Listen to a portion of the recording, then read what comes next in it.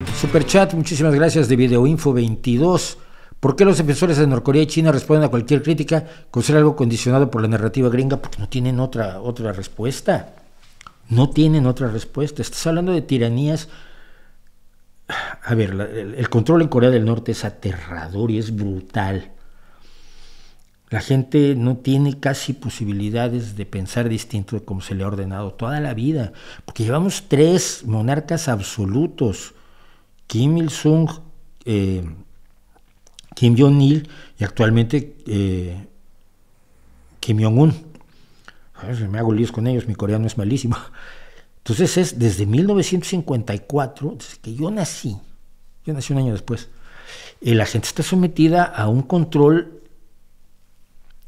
absolutamente delirante. Creo que no ha habido otro igual. Quizás en la Alemania nazi o en algunos territorios ocupados en concreto. Y aún así la gente jugaba a la libertad, pero en Corea no se puede. Y China está controlándote por cámaras con reconocimiento facial. Es decir, o entras al aro o entras al aro. Y si no, sigue siendo el país que ejecuta más personas todos los años.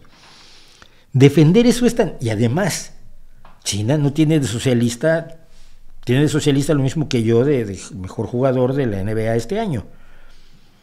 O sea, China tiene capitalismo brutal controlado por una élite aristocrática que conforma el Partido Comunista Chino, donde se juega las intrigas cortesanas, como lo vimos en el Congreso ahora cuando al expresidente chino se lo llevaron, lo sacaron del Congreso así, con todo el descaro del mundo. No puedes defender un lugar que es ultracapitalista, donde se explota a los trabajadores, donde hay talleres de trabajadores niños, donde se persigue a las personas por su etnia, donde se ejecutan montones de personas. ¿Qué haces? ¿Cómo defiendes eso? Acusando a los otros de ser malvados. Tú lo dices no por toda la realidad que hay, sino por culpa de Estados Unidos.